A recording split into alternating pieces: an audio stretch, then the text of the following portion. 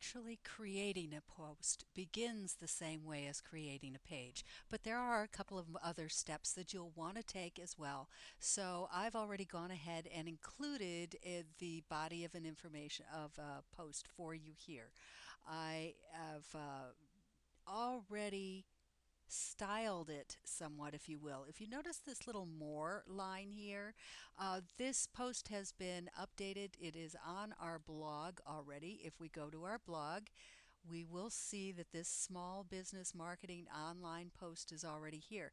And you see how just the first part of it appears here? Read the rest of this entry.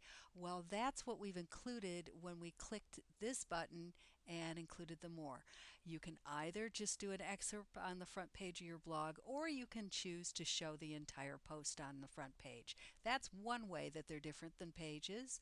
The other is that I always tell is how, excuse me, let's talk about categories first. The other is, how do you categorize it? A post can be in one category, or it can live in several different categories.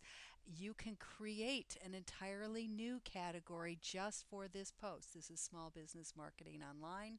If I wanted to, if I didn't have that covered up here, I could create a new category for it. Now, please, I'm going to suggest that you be very careful in doing this. You've all seen blogs where you just look over on the side and it just goes on and on and on forever. If there are 50 posts on the blog, there are 50 categories. That's a bit much.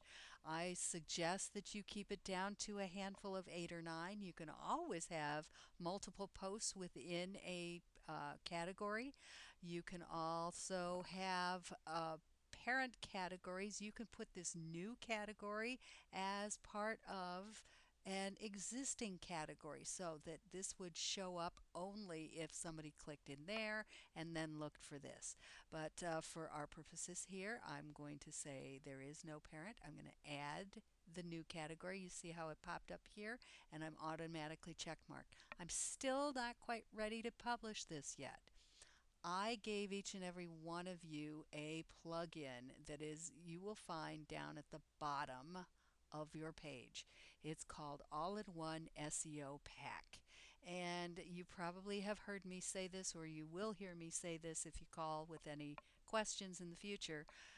Your post isn't done till you've finished All-in-One. All-in-One is what tells the search engines what this post is about, and when this page comes up in a search engine result page, this description here tells a viewer why they should click through to your site. You have 160 characters there. Give it a nice teaser. This is for a person. Why should they come and read this post? Tell me what this post is about in the title. Use your keywords. If you and I have talked about that, you'll know what I mean. If we haven't, this is probably a discussion we need to have when you talk about marketing your blog going forward. But for right now, you want to make sure those two pieces are filled in. You don't need to fill out the keywords here. Then you are ready to go ahead and hit this great big publish button. If you've published before and you're making an edit or a change to it, that will not say publish, it'll say update. If you want to write a post and you want to publish it in the future, go ahead and edit this date.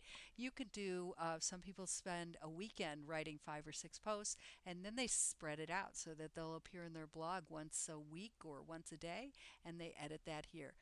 Nothing happens until you hit update. Once you do that, your page is about, or excuse me, your post is ready to go live. Those are the things that make it different.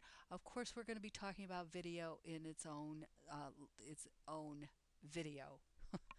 So there you have it. That's a post.